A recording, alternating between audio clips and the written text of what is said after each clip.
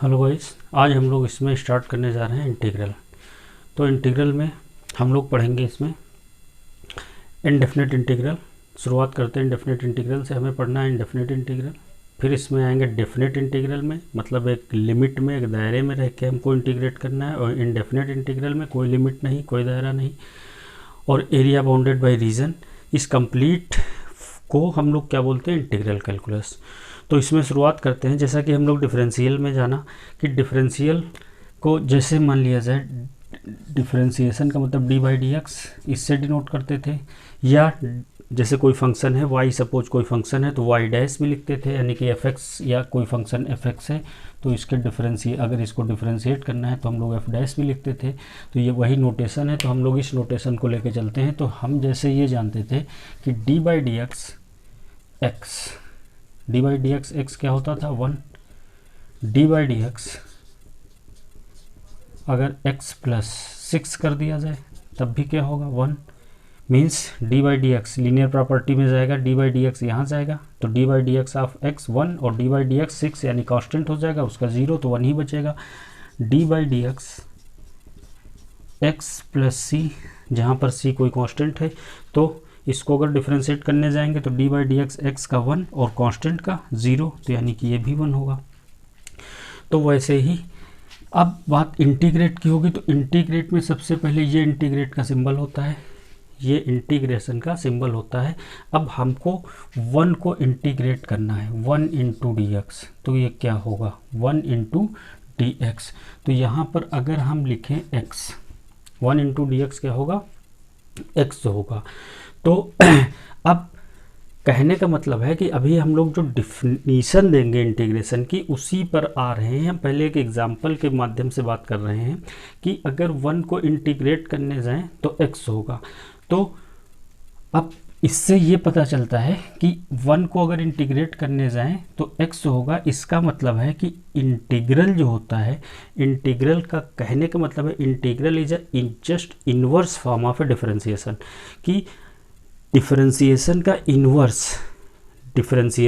Inverse अगर किया जाए तो हमें क्या मिलता है, इंटीग्रेशन। सपोज इसको यहाँ पर रोकते हुए पहले मान लिया जाए F x and small F X be a function, ये कोई दो फंक्शन है। अगर हमारे पास एफ एक्स और स्मॉल एफ एक्स दो फंक्शन है तो D by D x of F x,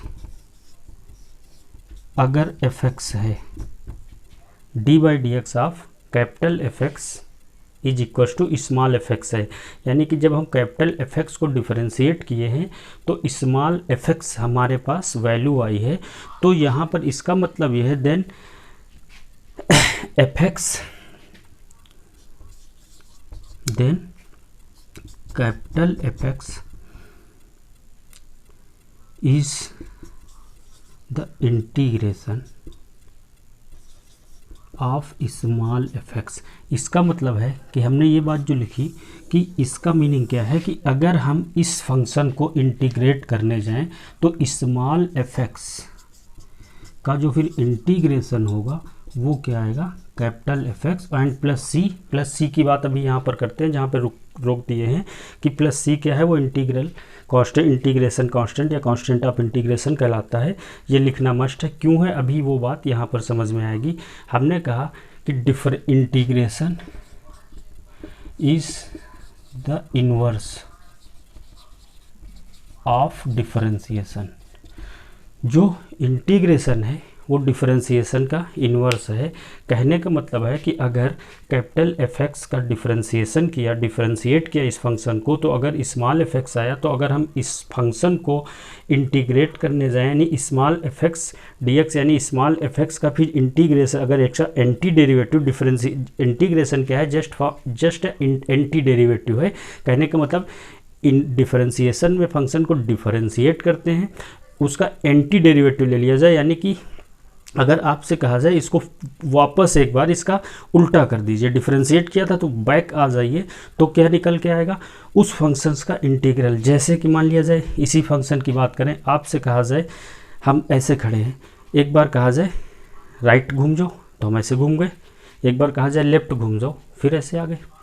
तो राइट घूमे और लेफ्ट घूमे, कहने वाला व्यक्ति आपसे कह के चला जाए, कहे एक बार राइट और एक बार लेफ्ट, तो और चला जाए वापस, आप कहीं मत घूमिए, और वो आए उससे बोल दो हम घूमे थे, जैसे जैसे आपने बताया था, क्या वो समझ पाएगा? वही बात यहाँ पर लागू होती है कि अगर इस फंक्शन को कहा जाए, अगर इस फंक्शन को fx कोई फंक्शन था, कहा गया इसको डिफरेंशिएट करो, तो डिफरेंशिएट कर दिया।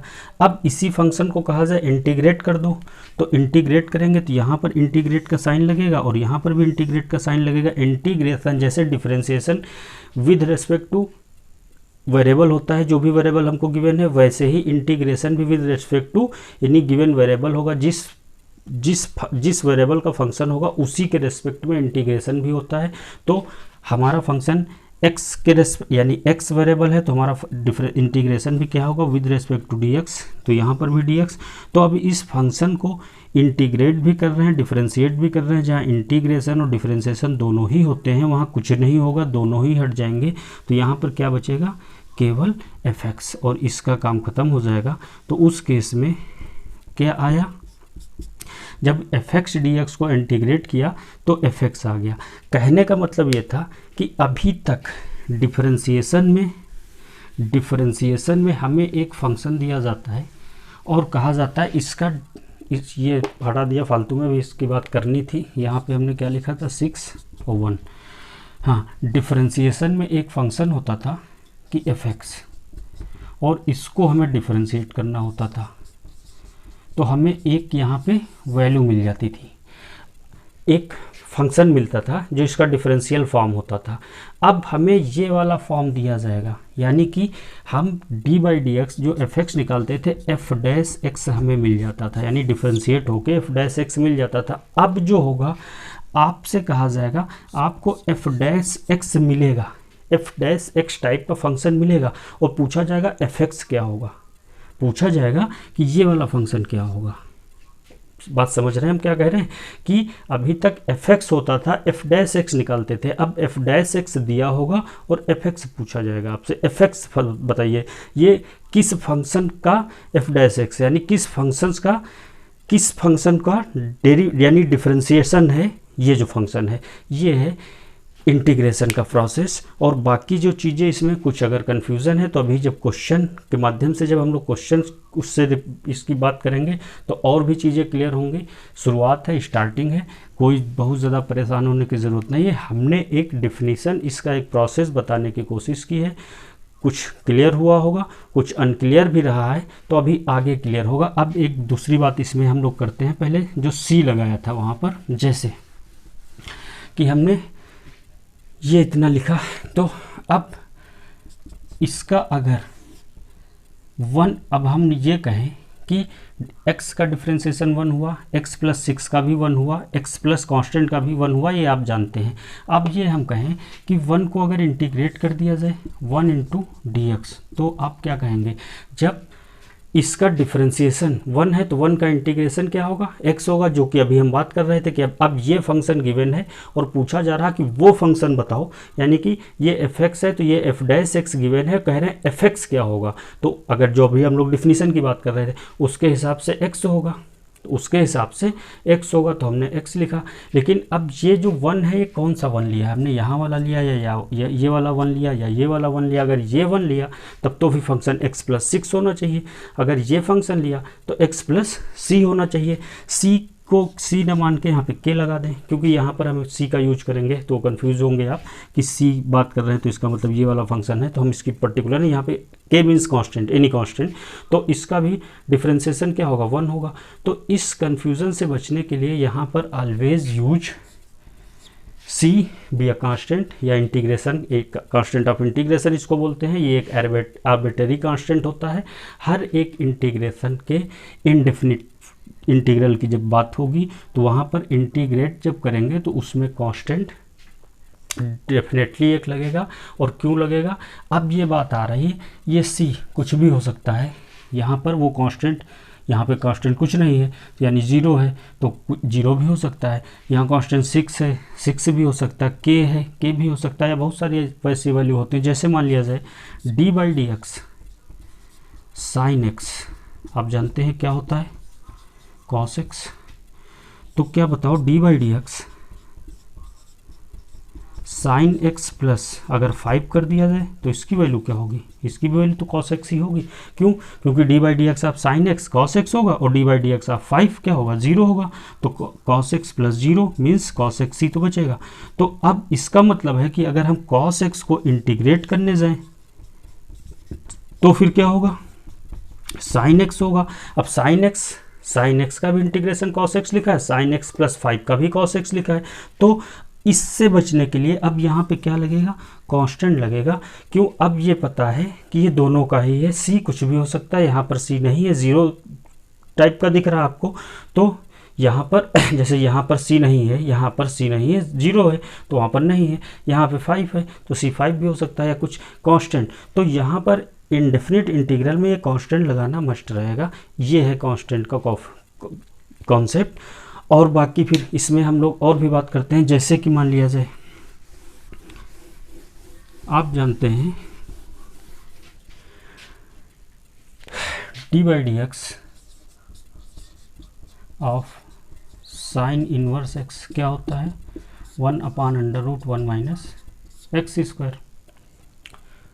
डी बाई डी एक्स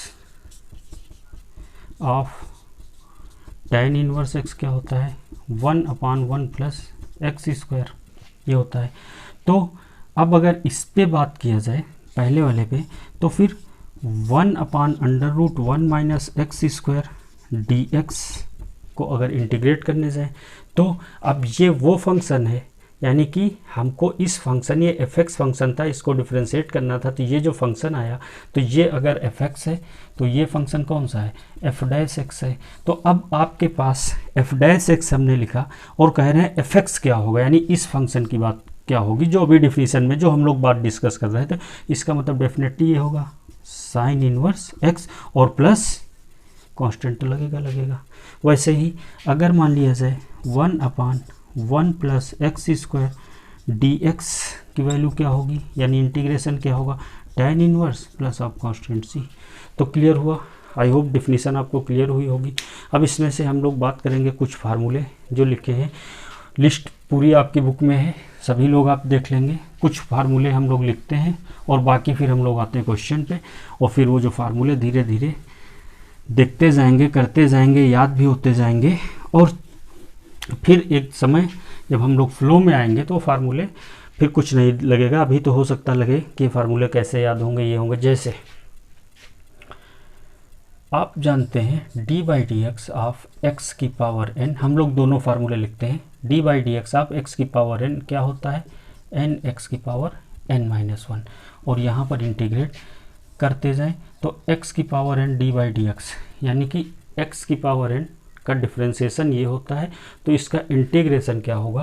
तो ये फार्मूले आपको फ़िलहाल याद करने हैं। इसका इंटीग्रेशन होगा एक्स की power n plus 1 upon n plus 1 and plus constant सी। और क्या है, D by D x constant term का डिफ्रेंशिएशन 0 होता है, यहाँ पे कांस्टेंट कोई भी 1, d by D x x होगा। और d by D x of e की पावर एक्स ही होता है। यहाँ ई की पावर एक्स का इंटीग्रेशन क्या होगा, ई की power x and plus constant c, यहाँ पर भी प्लस कांस्टेंट सी। और फार्मूले क्या होंगे इसमें,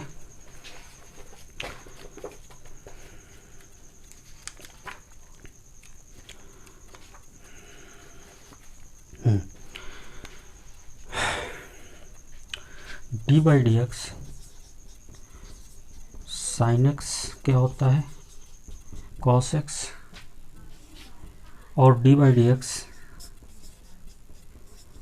कॉस एक्स क्या होता है, माइनस का साइन एक्स।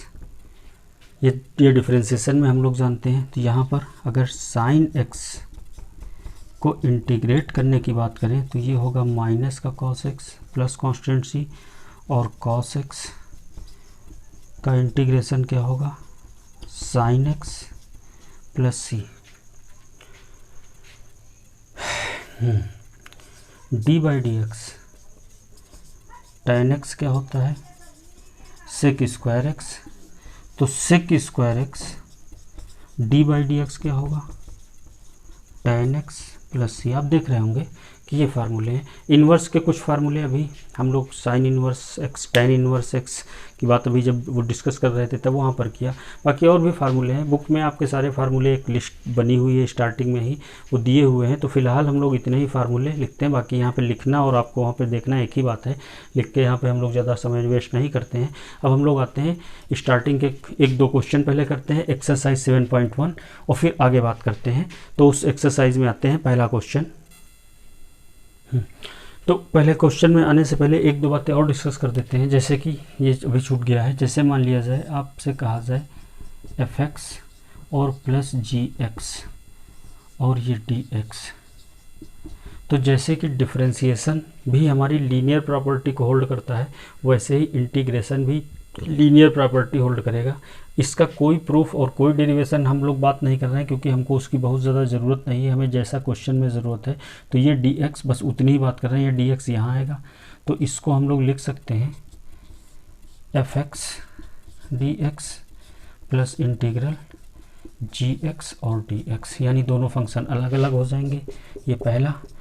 और ये दूसरी की बात करें, अगर मान लिया जाए कोई फंक्शन ऐसे है k into F x D x, जहाँ पे k कोई कांस्टेंट है, तो फिर इंटीग्रेशन से ये k, यानी इस कांस्टेंट पर, जब कांस्टेंट जो वेरिएबल के साथ है तो इस कांस्टेंट पर इंटीग्रेशन कोई इफेक्ट नहीं डालेगा, तो कांस्टेंट हमारा इंटीग्रेशन से बाहर आ जाएगा। क्या बचेगा, एफ एक्स डी एक्स, और इसको इंटीग्रेट करेंगे, ये बात। और दूसरी चीज़ ये है कि मान लिया जाए हमें मालूम है कि D by D X log x क्या होता है, 1/x, जहाँ x ग्रेटर देन 0 है, और d by D X log minus x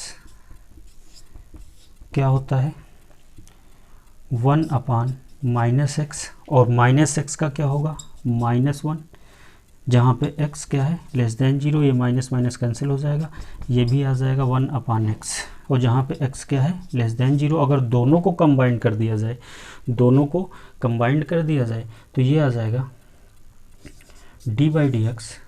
दोनों को अगर हम यहाँ पर कंबाइन करने चले जाएं तो डी बाई डी एक्स ये आ जाएगा लॉग माइनस एक जगह प्लस, अगर दोनों को मॉड लगा लिया जाए माइनस प्लस का काम हो गया। तो और इसको अगर डिफरेंशिएट करेंगे तो 1/x बचेगा। तो इसका मतलब है, अब ये बात यहाँ से ये हटा के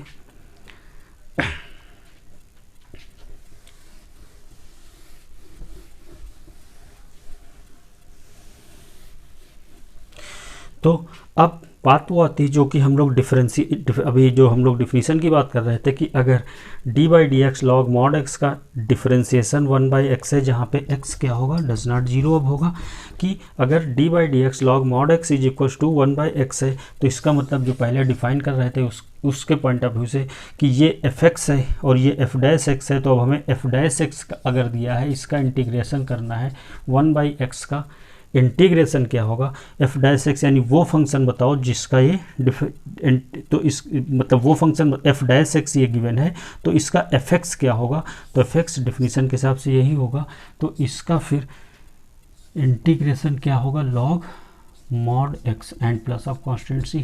ये भी फार्मूला क्वेश्चन में हमारा यूज होगा, कि यानी 1/x dx का जो इंटीग्रेशन होता है लॉग मॉड x, जो कि हम लोग क्वेश्चन में बहुत ज़्यादा अभी यूज करेंगे, जहाँ भी क्वेश्चन मिलेंगे तो ये फार्मूला बता दिया। अब हम लोग आते हैं क्वेश्चन एक्सरसाइज 7.1 के स्टार्टिंग के क्वेश्चन जो 1 to 5 है, उसमें कहा है कि कुछ फंक्शन गिवन है, 1 से लगाकर 5 तक क्वेश्चन में कुछ फंक्शन गिवन है, और आपसे उसमें कहा गया है कि find an anti derivative. Anti derivative means वही फंक्शन, यानी उसका इंटीग्रेशन, एंटी डेरिवेटिव का मतलब वही इंटीग्रेशन या प्रिमिटिव जिसको भी बोलते हैं, वही फाइंड आउट करना है।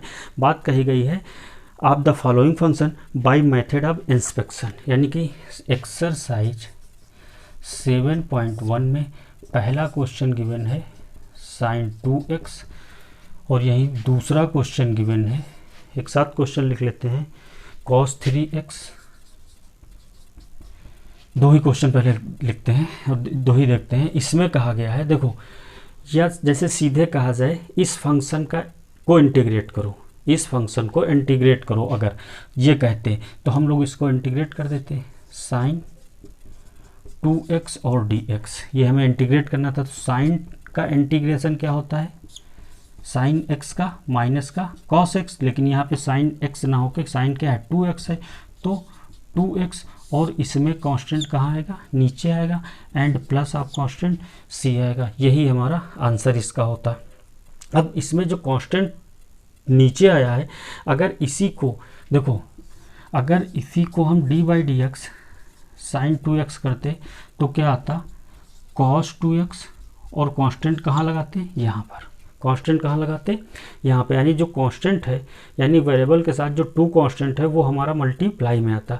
इंटीग्रेशन में कांस्टेंट कहाँ आएगा, डिवाइड में आएगा। और अगर देखा जाए कि इस पूरी बात को, अगर कांस्टेंट की बात हमने कह ही दिया है कि डिवाइड में आएगा, तो यही इसी जगह पे एक कॉन्सेप्ट को समझ लेते हैं कि हम देखो, हम integration sine x D x का जानते हैं, cos x होता है विद माइनस साइन प्लस सी, ये होता है। हम साइन 2x का तो नहीं जानते हैं ना, तो साइन 2x को इंटीग्रेट करने के लिए हम करते क्या, यहाँ पे लिखा था साइन 2x, और 2x को हम क्या मान लेते, t। सपोज या लेट 2x बराबर t, तो जब डिफरेंशिएशन में जब t मानते थे वहाँ पे चेन रूल लगाते थे, और यहाँ पर जब हम इसको t मानेंगे तो वहाँ पर क्या करना, पहले हम इसको डिफरेंशिएट करेंगे और डिफरेंशिएट करके dx की वैल्यू निकालेंगे। तो इसको डिफरेंशिएट करते हैं विद रेस्पेक्ट टू x। अगर इसका with respect to x differentiation करेंगे तो क्या आएगा 2, और x का क्या होगा 1 बराबर t का विद रेस्पेक्ट टू x, तो dt अपॉन dx, और ये dx इधर आ जाएगा, तो ये बचेगा 2dx बराबर dt, और dx बराबर 1/2 dt।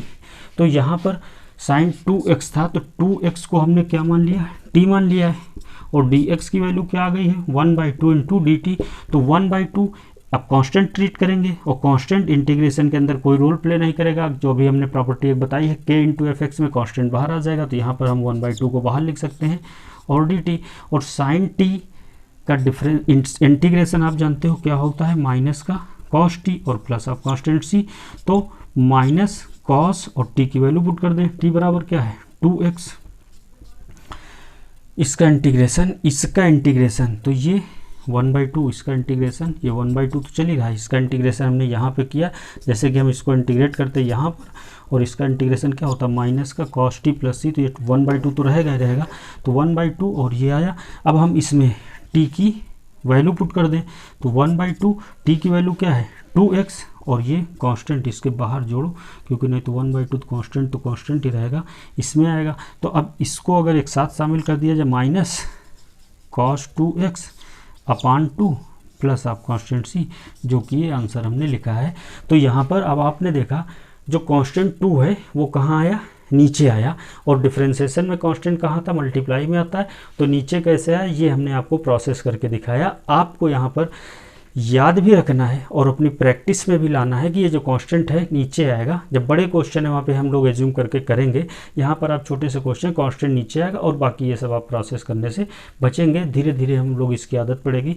तो यहाँ पर बात ये आती है कि अगर इस क्वेश्चन को हमें बाय इंस्पेक्शन मेथड, जैसे इसमें बोल दिया गया है कि उस मेथड से करना है, ऐसे नहीं करना। अगर हमें ऐसे करना होता तो इसका ये आंसर आता। तो इसका आंसर क्या था, -1/2 cos 2x प्लस c। लेकिन हमसे ये नहीं कहा गया है, कि हमसे कहा गया है ये जो क्वेश्चन है बाय इंस्पेक्शन मेथड का मतलब है कि आप इसको सोचिए और बताइए कि ये जो sin 2x है इसको इंटीग्रेट करना है। कहने का मतलब है कि ये जो वो फंक्शन है जो अभी हम डिफिनीशन में बात कर रहे थे, ये f' है, ये फंक्शन f' है, तो इसका fx क्या होगा। यानी कि या इस भाषा में बात करें, इस लैंग्वेज में बात करें कि वो कौन सा फंक्शन है जिसका डिफरेंशिएशन अगर किया जाता है तो ये फंक्शन आता है। तो अब जरा सोचो आप कि वो कौन सा। अगर हम भाई sin 2x हमें लाना है तो d/dx साइन जब भी आएगा जब हम cos की बात करेंगे, क्योंकि cos का डिफरेंशिएशन ही साइन होता है। तो देखो अब हमारे पास 2x है, तो cos x ना हो के cos 2x भी, अगर हम इसको डिफरेंशिएट कर दें तो इसकी वैल्यू क्या आएगी, cos x का डिफरेंशिएशन क्या होता है -sin 2x। और कांस्टेंट डिफरेंशिएशन में कांस्टेंट कहाँ आता है, मल्टीप्लाई में आता है। अब हमें यहाँ पर sin 2x है तो यहाँ पे हमको sin 2x बचाना है, तो इसका मतलब इस पूरी वैल्यू को यहाँ से हटा लिया जाए, तो हटा लिया जाए मतलब इधर ले आए, तो ये 1/2 d/dx और cos 2x बराबर क्या बचा, sin 2x। और इसको और अगर कर दें कांस्टेंट, जैसे कि डिफरेंशिएशन में जब कांस्टेंट होता है तो बाहर आता है, तो हम चाहें इसको फिर वापस अंदर लेके चले जाएं तो हम इसको ऐसा भी तो लिख सकते हैं d/dx माइनस का 1/2 cos 2x is equal to sin 2x। तो कहा गया था, इस फंक्शन की बात कर रहे थे, इंस्पेक्शन मेथड से इसका एंटी डेरिवेटिव क्या होगा। अब बात ये आती है, तो हमने कहा कि वो कौन सा फंक्शन है, यानी ये f' था तो fx कौन सा है, यानी वो कौन सा फंक्शन है जिसको अगर डिफरेंशिएट किया जाए तो ये फंक्शन आए। ठीक है, तो ये वो फंक्शन ये आया। जब हम इस फंक्शन को डिफरेंशिएट करते हैं तो ये फंक्शन आ रहा। अब अगर आप इसमें कहें इंटीग्रेशन की बात कर रहे थे, एंटी डेरिवेटिव की बात कर रहे थे, अगर इस फंक्शन को हम इंटीग्रेट कर दें तो यहाँ पर इंटीग्रेशन का साइन और यहाँ पर इंटीग्रेशन का साइन, हमने बताया था एग्जाम्पल, एक बार राइट एक बार लेफ्ट। आपसे यहाँ पर कहा जा रहा इंटीग्रेट भी हो रहा, डिफरेंशिएट भी हो रहा, तो ऐसे केस में ना फंक्शन इंटीग्रेट करेंगे ना डिफरेंशिएट करेंगे, वो दोनों का ही काम खत्म हो जाएगा। एक बार कहा गया खड़े हो जाओ, एक बार कहा गया बैठ जाओ, तो वही बात है, एक बार डिफरेंशिएट एक बार इंटीग्रेट, तो कुछ दोनों चीज़ें नहीं होती। तो इसका मतलब है कि इसके बाद यहाँ पर बात आएगी hence anti derivative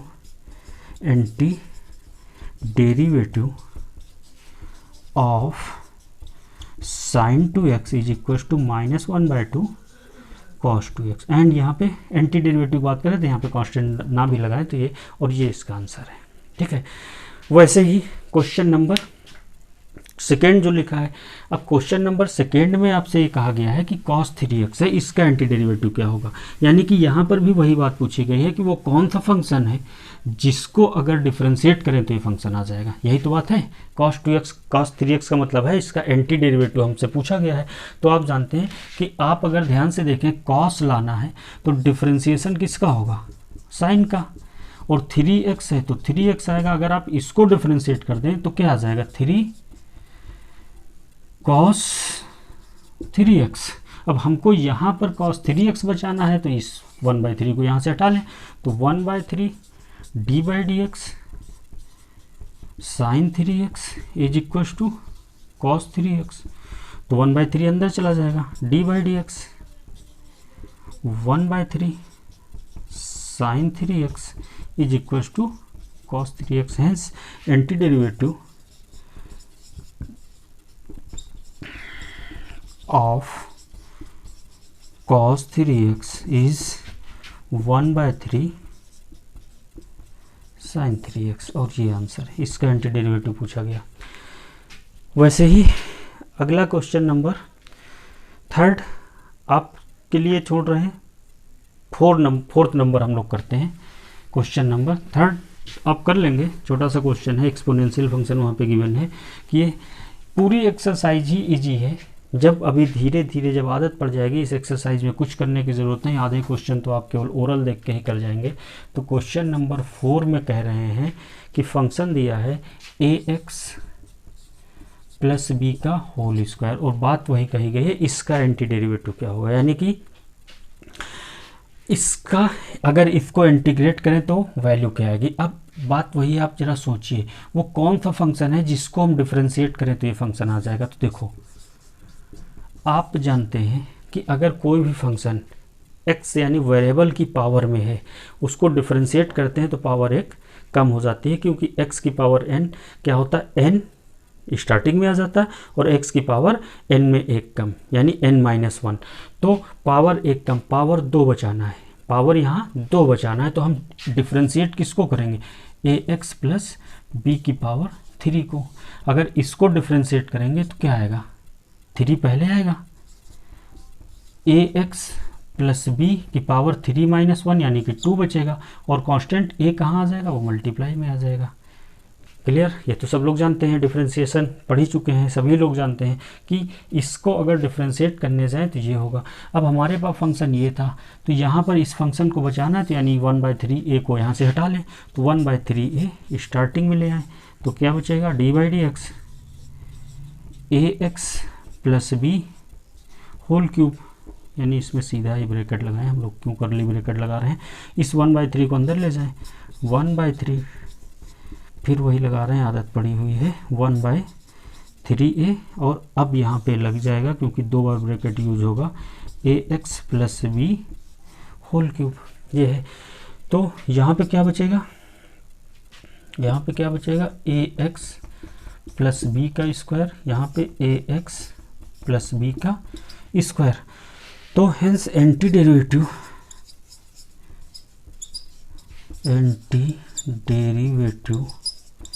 of a x plus b का square is equal to 1/3a a x plus b का होल क्यूब, और ये हमारे क्वेश्चन का आंसर है।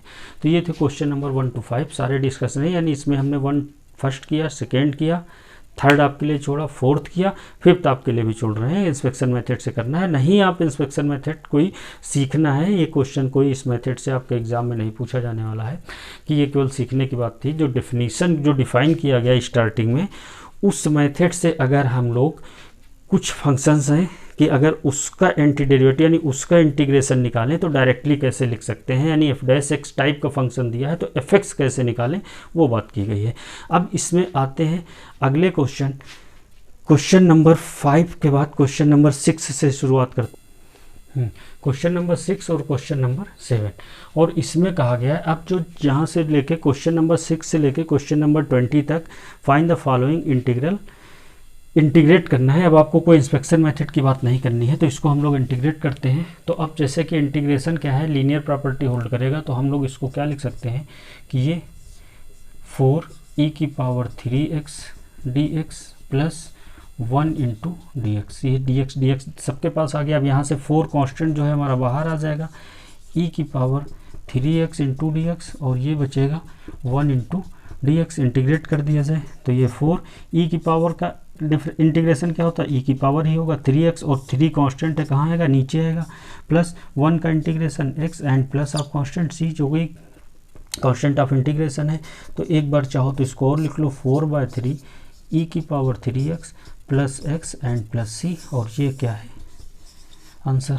क्वेश्चन नंबर 6 था। क्वेश्चन नंबर 7 को कर दिया जाए। क्लियर है, देख लीजिए, क्लियर है आपको सबको।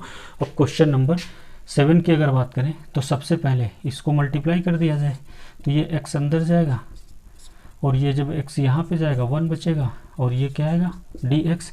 इसको हम लोग लिख सकते हैं x² इंटू डी एक्स, और ये -1 into D x. X square का इंटीग्रेशन क्या होगा, x की पावर 2 + 1 अपान 2 + 1, और ये minus x and plus of constant c, तो ये क्या बनेगा 2 + 1 यानी 1/3 x की power 3 minus x and plus of constant c, और ये हमारा क्वेश्चन का क्या होगा आंसर होगा। ये था question number 6 and question number 7। आज में हम लोग 2 क्वेश्चन और डिस्कस करेंगे, 8 एंड 9, और वही क्वेश्चन हमारे इस वीडियो के लास्ट क्वेश्चन होंगे। बाकी नेक्स्ट वीडियो में इस एक्सरसाइज को कंप्लीट रूप से फिनिश करेंगे। तो क्वेश्चन नंबर 8 और 9 आपके सामने दोनों ही क्वेश्चन नोट हैं। क्वेश्चन नंबर 8 को सबसे पहले करते हैं। तो ये इसको क्या, ये dx सबके पास जाएगा, तो यहाँ पे बनेगा a बाहर आ जाएगा x² dx, यहाँ पे b बाहर x dx, और यहाँ पे c भी बाहर, c बाहर आएगा, क्या बचेगा dx। तो a और x² का डायरेक्ट लिख रहे हैं x³ प्लस b, और x का x²/2 समझ गए होंगे। x की पावर, x का मतलब x की पावर 1 लिखा है, तो हम लोग क्या करेंगे इसमें, x की पावर 1 + 1 अपान 1 + 1, यानी कि ऊपर पावर 2 और नीचे क्या आ जाएगा 2 आ जाएगा, और यहाँ पे c और dx का क्या होगा x, और कांस्टेंट अब c क्वेश्चन में यूज़ हो रहा, तो हम लोग कांस्टेंट c' लगा देते हैं, कोई फ़र्क नहीं पड़ेगा, जो कांस्टेंट ही है अपनी मर्जी से लिया गया। जब c क्वेश्चन में हम लोग बार बार c लगाते हैं, लेकिन c ऑलरेडी क्वेश्चन में गिवन है, तो कांस्टेंट का कुछ नाम बदल दिया जाए, c' लगा दिया जाए। तो बस यही आंसर है। इसको चाहे बस क्या ज़रूरत है इसको एक बार और लिखने की, ये हमारे क्वेश्चन का आंसर है। क्लियर। क्वेश्चन नंबर 9 देख लेते हैं। क्वेश्चन नंबर 9 में dx यानी 2 बाहर आएगा, x² dx प्लस, और ये e⁻x इंटू डी एक्स, तो इंटीग्रेट कर देते हैं 2, और ये क्या बनेगा एक्स क्यूब बाई 3 और ई की पावर एक्स का ई की power x and plus of constant सी, और ये हमारे क्वेश्चन का आंसर है। तो गाइस ये थे क्वेश्चन नंबर 1 to 9। हम लोग आज इस वीडियो को यहीं पर वाइंड अप करते हैं। नेक्स्ट वीडियो में हम लोग इस एक्सरसाइज को कंप्लीट रूप से फिनिश करेंगे। अब ज़्यादा क्वेश्चन बचे नहीं, 22 क्वेश्चन है, 9 तक हो गए, लगभग आधे हो गए, 1-2 क्वेश्चन और हो जाएं तो हम लोग नेक्स्ट वीडियो में इसको कंप्लीट करेंगे। आप इस एक्सरसाइज को तैयार करिए, इंटीग्रेशन की शुरुआत हमने कर दी है, आप भी शुरुआत कर दीजिए इसको तैयार करने की। हम लोग मिलेंगे नेक्स्ट वीडियो में, तब तक आप अपना ख्याल रखिए। मिलते हैं नेक्स्ट वीडियो में। Till then bye bye, take care and bye.